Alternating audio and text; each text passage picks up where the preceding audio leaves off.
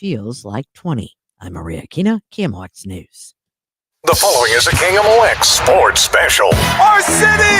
Our spirit! Welcome to the City Spotlight. It's in! City goal! Now, your host, Jen Cease, on America's Sports Voice, KMOX. Welcome into the downtown studios of KMOX Radio. I'm Jen Cease, and we'll be your host tonight for the City Spotlight. That was cool to hear. Last time we had the Spotlight, I mean, sometimes you got to get going with the season, right? And we just kind of did music. Kyle Sixta, who's here with me on the controls. Kyle, I know you pumped in some music whenever I needed that. You didn't tell me that was coming. Yeah, surprise, Jen. That was really cool. Always good to hear Joey Zanaboni on the call. We got to fly in some Dale Schilly, reactions when City scores. Yeah, I love when Dale, just the sound effects that he makes on the calls are just the best. Yeah, well, speaking of that, we need to score a goal, so I will get to that in just a moment. To Maria Kina's point, who just talked about the weather, I think she said, was it 33, feels like 20. And that's right, because I was at City practice on Tuesday, and I swear, when I pulled into the parking lot, my car gauge, you have a little car gauge weather, said 62. And I was like, okay, I actually brought three coats because I wasn't sure which one to wear, because you never know on the City training field. It's down kind of there, right by 40, and it's kind of got a wind tunnel. So you never quite know. And I thought, oh, this feels good. I'll wear my lighter jacket.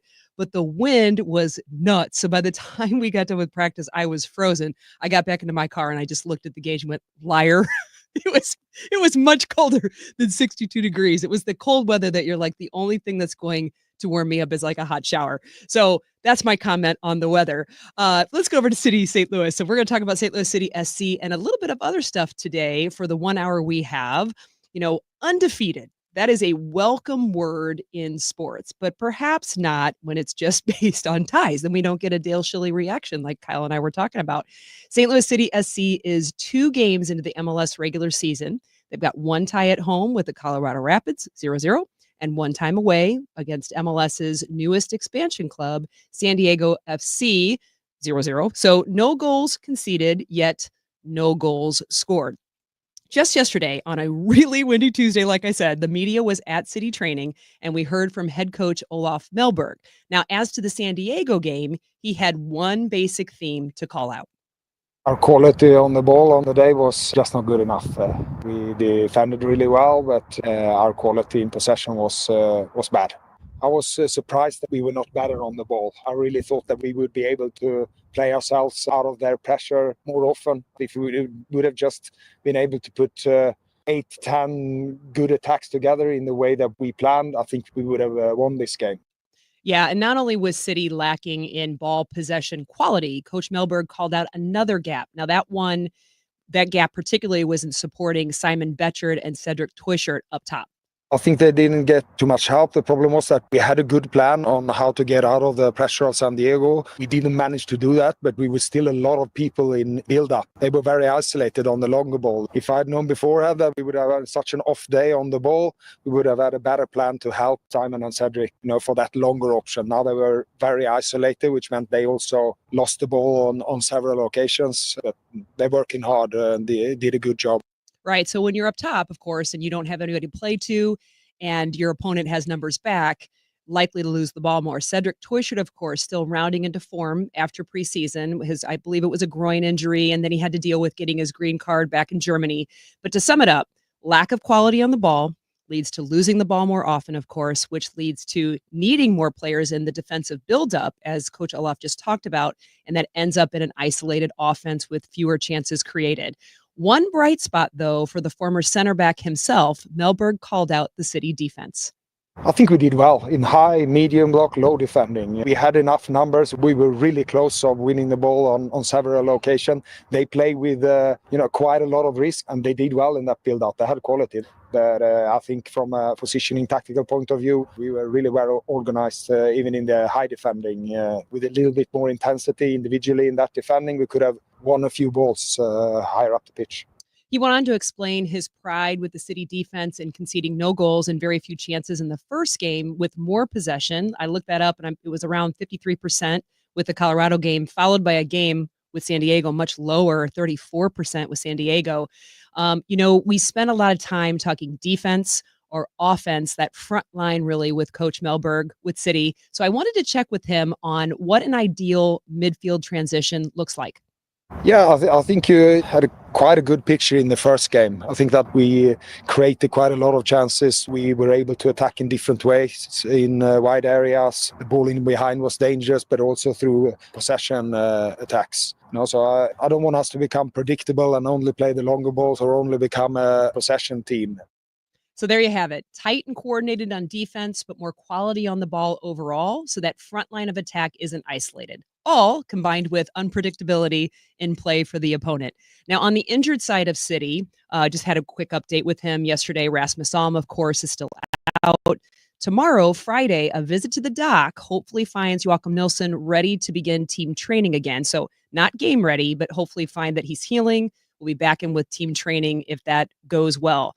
On Tuesday, saw Jake Gerwood Reich training up fitness and strength, running laps and dragging the weights around. Always a boring thing to do, but you have to do to get ready to be back on the pitch. But good to see him out doing his thing.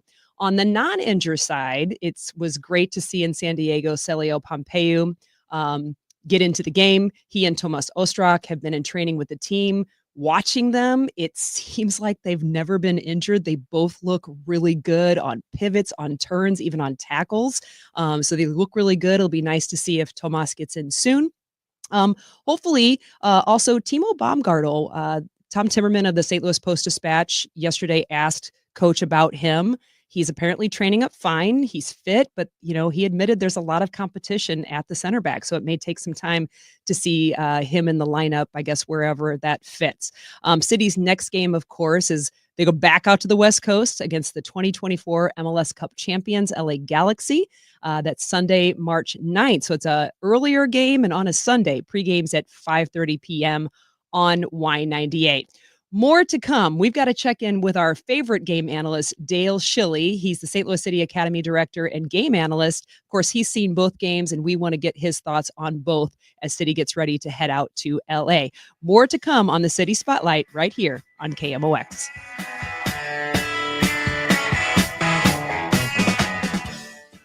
Okay, I have some really good news. While we do have the 0% a lot, we do have it on our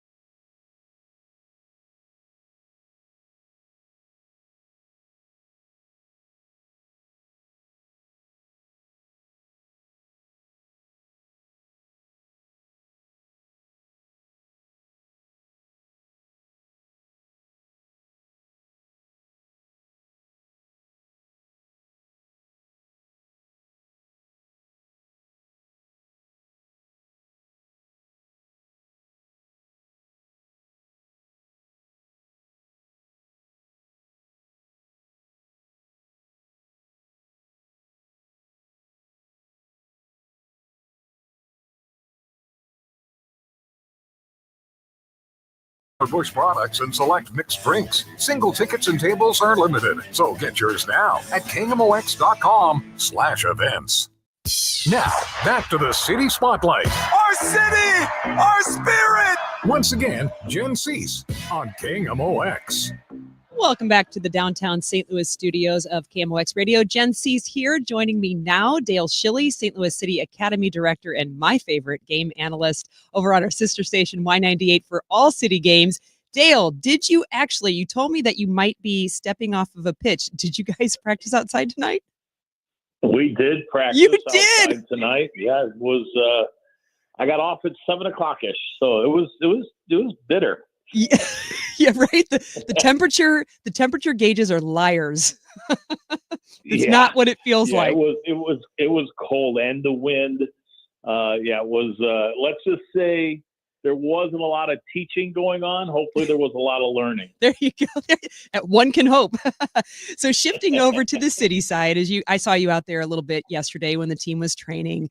The segment before just played some clips from Coach Olaf Melberg.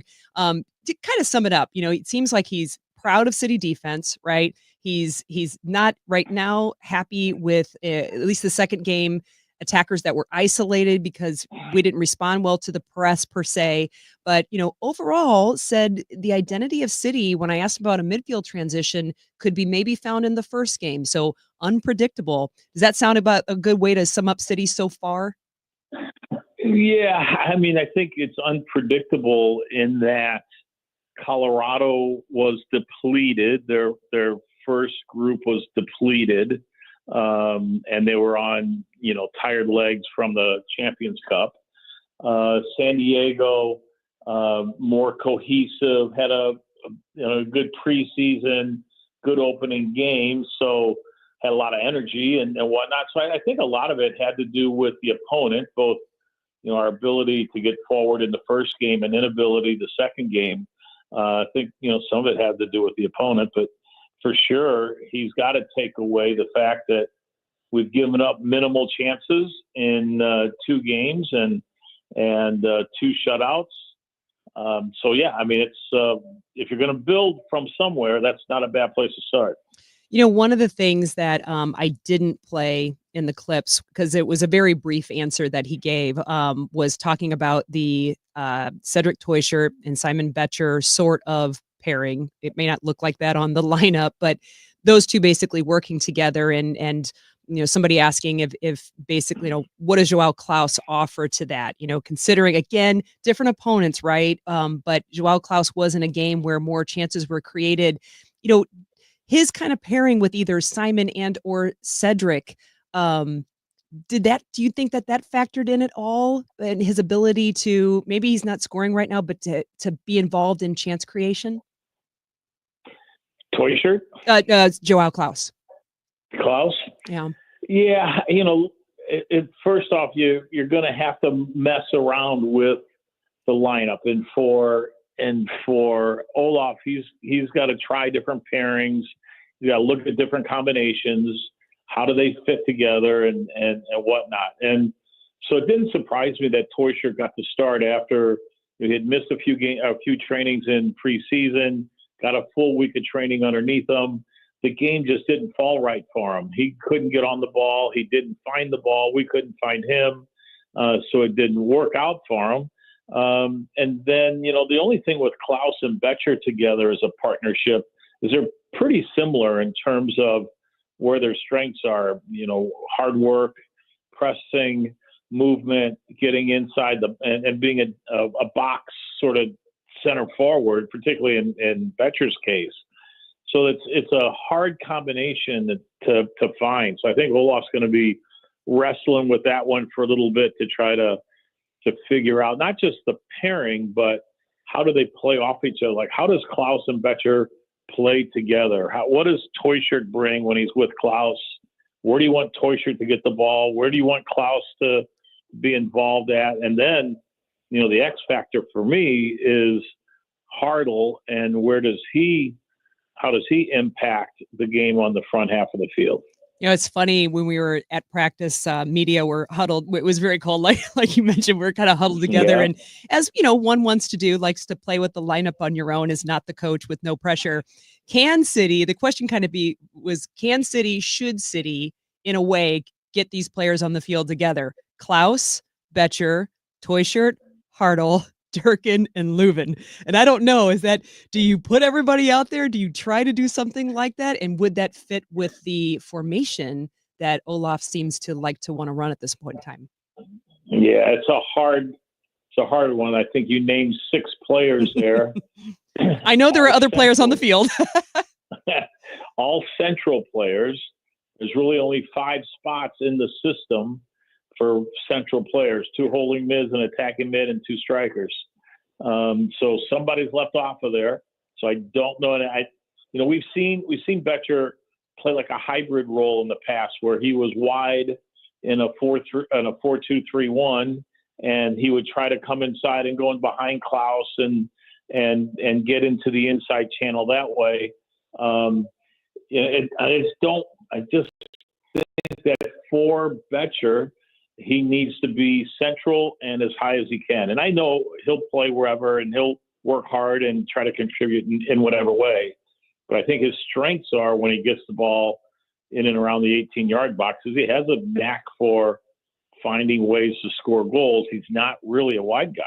Yeah, and if you think about It's a hard one. I know it doesn't vibe with a lot of people when it comes to Klaus, 9, and DP. I get that, right? I understand that. But one of Klaus's strengths is he is able to fly underneath people and play off of them. And if it's able to create chances, we know that sometimes Klaus maybe comes back a little too often, even though Olaf does want box-to-box players. But it seems like if they were to be able to work that kind of system together, it might work if Klaus played a bit under Betcher. Yeah, I mean, and we've seen Klaus play as a 10 to kind of free him up. It's harder to mark a guy that's not pushed up against a center back if he sits in between the lines per se. I could see us going to like a single striker, because I'm wondering if Betcher and Klaus both aren't better off as a single target rather than having a partner, and then with a couple of guys underneath them. So, for instance, you could see Klaus as a single 9 or Betcher as a single 9, and Toyshirt and Hartle playing off of them, underneath as 2 10s. I could see something like that. But again, the Hartle one's a head scratcher, because last year we saw just, when he was playing wide left, but he had the freedom to come inside and get the ball and dictate the game in there. And, when he did that, he found a lot of room, a lot of space, and a lot of good timing to get onto the ball. When he's playing as a 10 now, a central position, he's starting in that central area. He's not getting as much of it. And when he gets it, he's not faced up. He's having to play with his back to the goal. And he's just so creative when he's facing up and facing the goal that he's attacking. I think maybe we got to figure out how to get him the ball in a different scenario, in a different situation. All right, so St. Louis City on the West Coast comes back to St. Louis, back out to the West Coast. You guys are going to head there for the LA Galaxy, defending champs, of course, but got a few challenges of their own. And not that a team's built on 2 players, but, I'm not sad that Paintsel is maybe not going to be on the field, or Ricky Pooch. Yeah. Is that something you consider, without disrespecting your opponent, but maybe opponents, I'm sure teams looked at City when very first time Klaus was scoring like crazy and he went on an injury. Is it a team that might be ripe for the picking? Oh, I would say for sure. They haven't found themselves. Now, they kicked off tonight. I haven't turned the game on. I'm going to, as soon as you and I are done, I'm going to go in and watch the Heredino and LA Galaxy game in the Champions Cup. They started, I think, at 7:30 our time, and it's still 0-0. So, okay, thanks. So Paintsel, Puch, and Joveljic, along with some others, are no longer there. Marky Delgado, but the first 3, Puch and Joveljic and Paintsel, are game-changing players. Paintsel and Paintsville can just run at you and score at any moment. Yep. Puge can get the ball off of a center back and single-handedly get the ball into the front third of the field without any help. And Jovilich is just a great center forward in a box center forward that scores goals. He needs service, but he can score goals. And so you miss those three guys. Those three carry the lion's share along with Peck. But yeah, so is this a good time to catch him? Yeah, you better believe it's a good time to catch him. And you would also think that with some of the money they've made with players that have moved on, that this summer in July, they're probably going to be in the transfer market trying to find replacements and to upload their team to get prepared for the playoffs. So, obviously I'm thinking I'm not in Coach Melberg's brain, and he, has, I'm sure, a different way than Coach Carnell did, than John Hackworth did. But, you coach, and where does City go from here? I mean, keep the back tight, obviously. Is it focusing on that midfield transition at that point, trying to figure out how we're sticking together? He did not like Cedric Toyshirt and Simon Betcher kind of being isolated. Is it trying to keeping those lines together? What's one of the keys for City to grow into this next game? Yeah, I mean, I think, when we win it, how are we going to get forward? And are we going to plan the break? Or are we going to try to advance the ball with possession? I think all of us have recognized that we've gone backwards and sideways, and Olaf, I'm sure, has addressed it with the players as well. We've gone backwards and sideways a lot in the first two games, and it's eliminated the opportunity for us to get numbers higher up the field. So I would think he's talking about forward possession and playing in a direction and getting numbers forward to support Hartle and whatever two strikers are in the game. So that we can just get some numbers there to help support it, keep it, and hopefully get in behind somehow. We're so slow in that transition moment of when we win it, we're not able to play forward. There's just not enough movement for us to keep it. We end up going back. So, yeah, I would think that's where he's headed. Again, 2 shutouts is not a bad start. It's we've seen it on the other side where we were so attacking minded that we were open in the back and balls were just getting flighted in behind us, and it was difficult for us to defend them. We've seen that before. So now we're kind of flipped on the other side where we're solid and organized and outnumbering teams in the back. Now we're going to try to figure out how to loosen the reins a little bit and get some people forward. All right. Thanks, Dale. I will look for you and Joey Zanaboni out in LA on the call on Y98. Thank you. Thanks. That was Dale Schilly, St. Louis City Academy Director and Game Analyst on Y98 for all City games, along with Joey Zanaboni. In other recent soccer news, the St. Louis Soccer Hall of Fame had its annual induction dinner. Among the honorees was City's own striker, Simon Betcher. We'll hear from him next, right here on the City Spotlight on KMOX. Join Mark Patrick Seminars. Lose the weight and stop smoking. Early bird specials, $49.99. Seminar Sunday.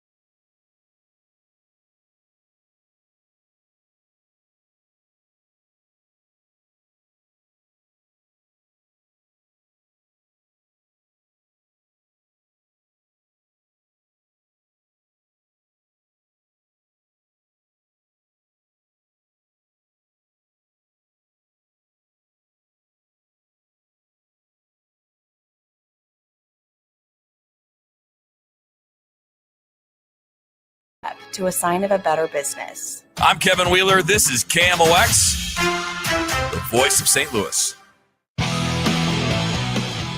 Jen C's here, back with you on the City Spotlight here on KMOX. The show rolls on. We've enjoyed some thoughts from Coach Olaf Melberg, along with Dale Schilly, of course, who always appears on the show, or you can listen to him on the show, on his thoughts on the previous games and what's forthcoming. Just last week on Thursday, February 27th, the St. Louis Soccer Hall of Fame had its 55th anniversary induction dinner. If you happen to be online and we're streaming and you see us on Twitter or Facebook, I'm holding up the pamphlet right now. It was a great event. The St. Louis Soccer Hall of Fame always does a great job. Bill McDermott emceeing, which is classic. Over 1,000 attendees. I think this is the most, I don't know if it's a record, but it's definitely the most they've had since the pandemic. 1,000 attendees over came to honor the fantastic induction class. You can find all the information about who was inducted and honored on their website online and through Facebook, along with the other great honors for individual players and coaches who've made an impact in the beautiful game. Among them was the Betcher family. St. Louis City SC striker Simon Betcher and his grandfather, Bill Betcher, received awards for their achievements. I talked with Simon yesterday after a Windy City training day. You'll hear it on the audio, and started by asking him about his Hall of Fame night. It was really cool, first off, to see my grandfather win an award for, I think it was for Lifetime Achievement or something along those lines. So just the amount of work he put into the St. Louis soccer community, it's really cool to see that recognized, especially with a lot of family there. And for myself, yeah, just, obviously looking at the past recipients, some really, really cool names on there. So really humbling and honored to receive it. Yeah, and you think about St. Louis, right? Mm-hmm. St. Louis soccer, and it's really soccer families, and you've got a soccer family that finally kind of gets some recognition that was definitely due. Yeah, I mean, all night you heard, the stories about growing up watching the 1950s team, growing up watching the Billikens when they were winning all their national titles, the Brian McBride, all these people with Taylor Twellman. It's like watching all these people grow up, and it's kind of cool now. Obviously, we have City, and, hopefully, maybe I don't always see it or the guys don't always see it, but kind of seeing how close-knit the community is and all those people bringing their kids to the games and, hopefully inspiring the next generation, which for me is one of the coolest things. And if you think about, too, Mr. Soccer, Bill McDermott, who's always a great master of ceremonies, there isn't a soccer story in St. Louis that he doesn't know. Right.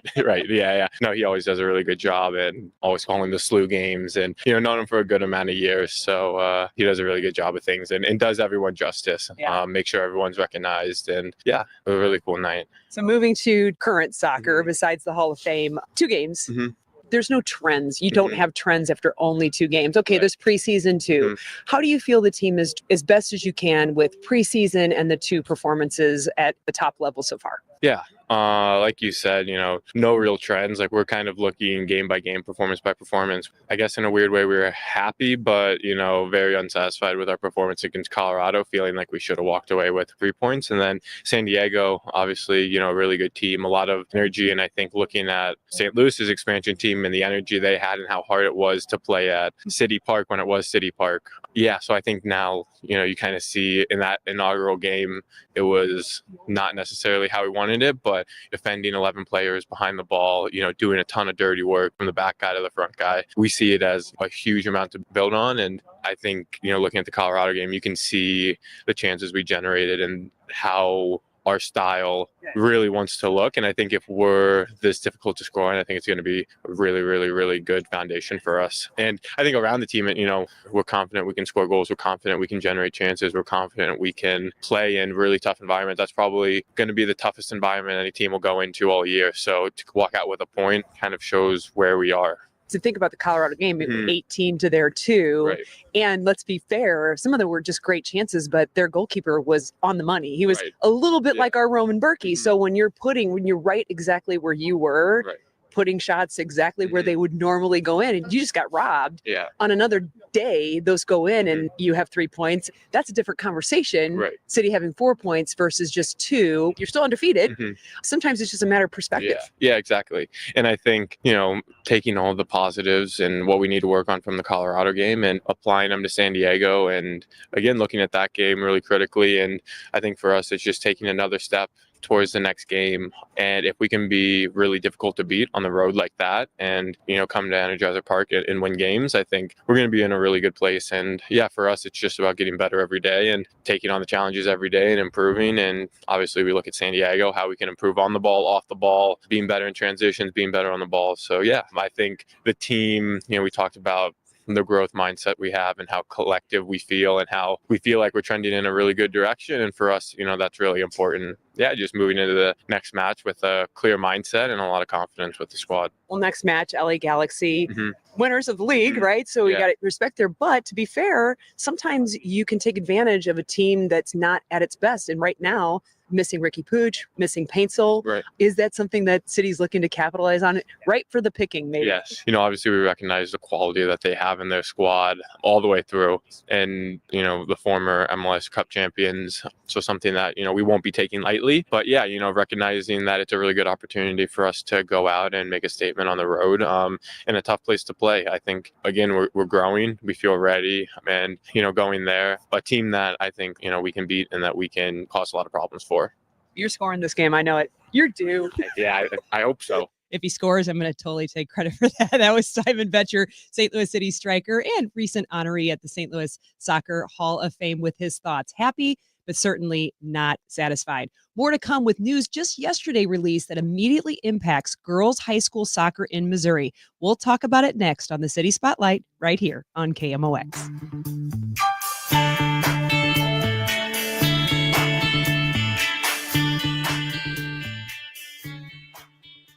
Tom Ackerman here. Busey Bank and Building Community takes us across the river to Madison County to recognize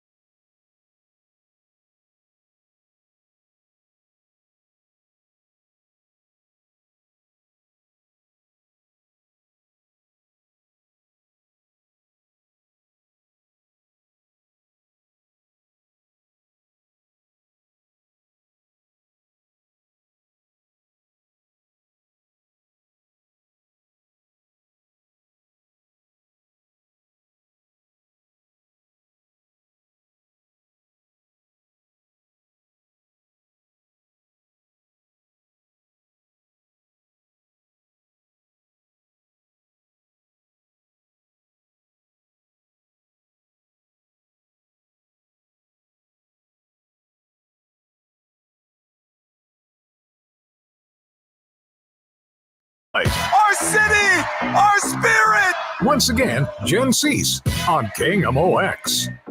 Welcome back for the last segment of the City Spotlight. I'm glad you're still here. Jen Cease here downtown with KMOX. During the halftime show for City Games on our sister station, Y98, we always have a guest at halftime. And we focus on many times soccer in society. So we take a local focus on the game. We're going to do the same thing here on City Spotlight and shift gears over to a local thing that I saw in the news yesterday, and it was really taken by surprise. Want to welcome in Dr. Jennifer Ruckstad, Executive Director for the Missouri State High School Activities Association. If you're somebody like me, we just call it Misha. Dr. Jennifer Ruckstad, thank you for joining me tonight. I'm glad to be with you. Thank you. Absolutely. I will tell you, I took a look and got it sent to me. I'm a former soccer player and a soccer mom. So of course I see a lot of this. Misha grants temporary exemption for girls soccer non-school competition following strong member school support.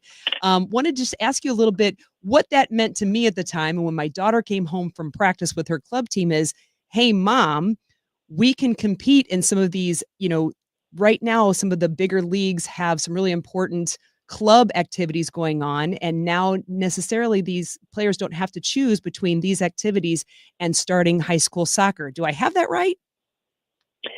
For a short period of time, that is true. Until our first allowable contest date, which the first allowable contest for spring of 2025 is March 20th. So from now until March 19th, they would not have that restriction. Gotcha. So and they still have to get in a certain number of training sessions or practices if I've got that right. Is that still right? Yes. All of our sports have a requirement of 14 conditioning practices before they're eligible to participate in a game. Gotcha. And so looking at your news release, which was really great source of information, that looking at, you sent out a survey, 44% of the member schools participated, almost 52% responded, and almost 83% responded allowing that exception for girls soccer. What kind of message that delivered to you and the rest of the board that oversees this, obviously maybe causing this change? Was it something that you saw coming? Yes and no. We have been working with the membership for the last few years to really look at this particular issue, and so the rule works for it applies to all of our team sports. That says that you are not able to participate in non-school competition during your season. However, because of the sport of softball, and in Missouri we have two softball seasons. We have a fall and a spring, but our predominant season is in the fall. Because of the sport of softball being a fall sport, and kind of historically softball has some finishing up of their summer season as you move into the beginning of the school year, there was an exception in fall sports. So all fall team sports had an exception up through the Tuesday after Labor Day. No winter team sports or spring team sports had the exception. As you know, in Missouri, boys soccer is a fall sport.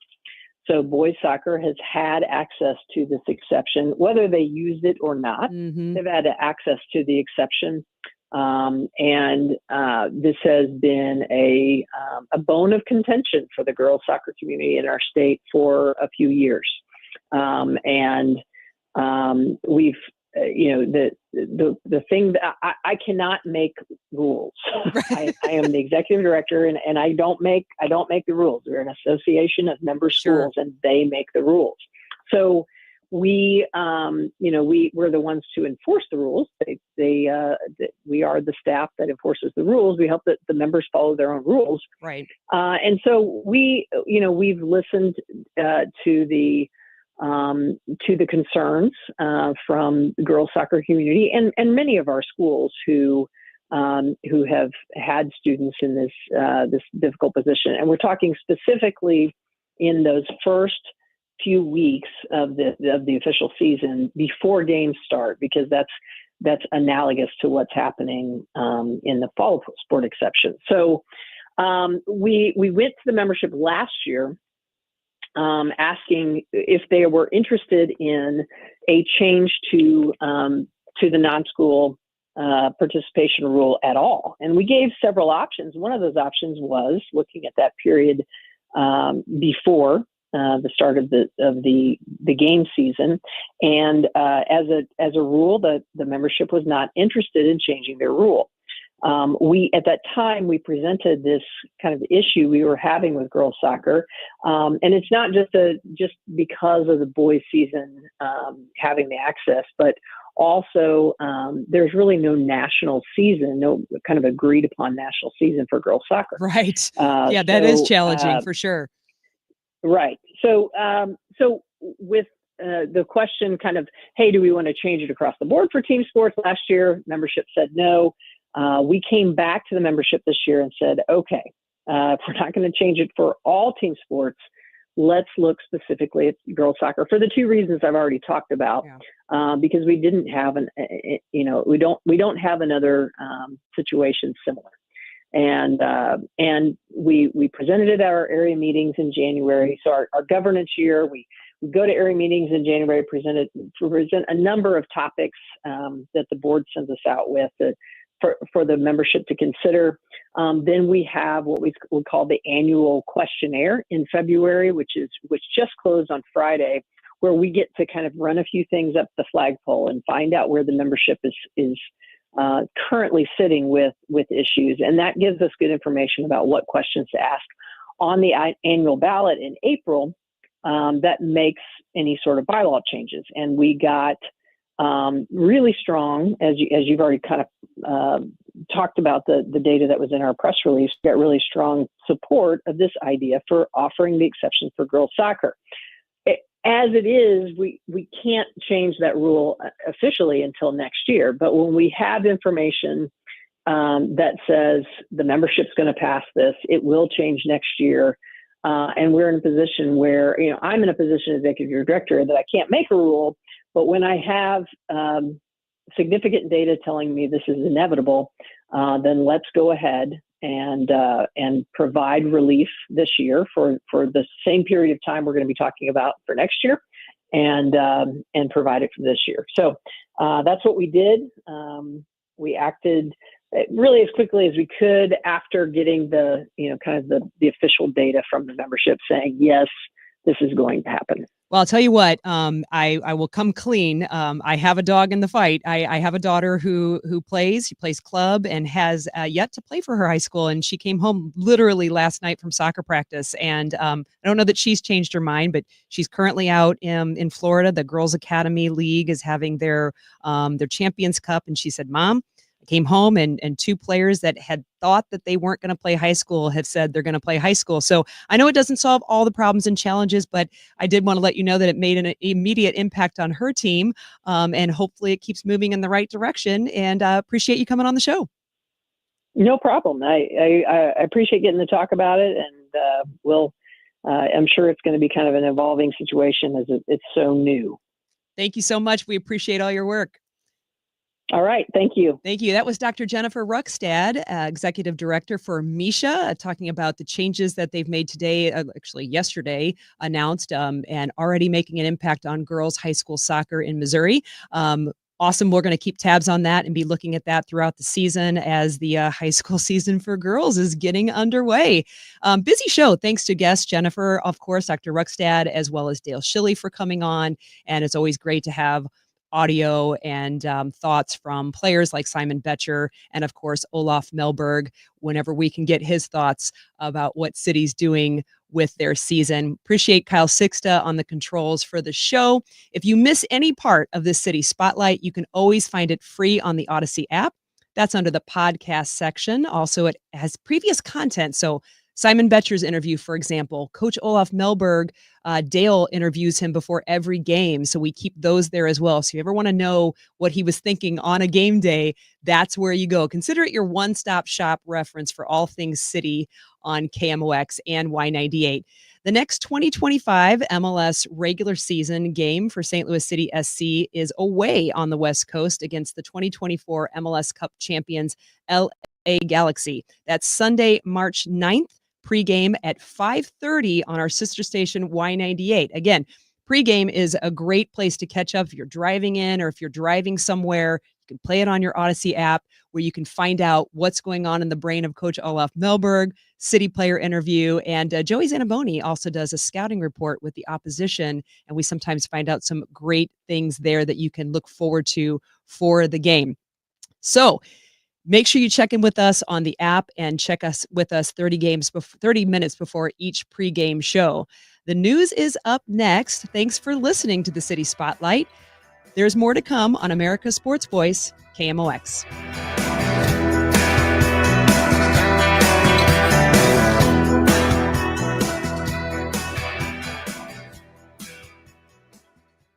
Do you feel like you're going through life clouded by doubt? Talk to California Psychics.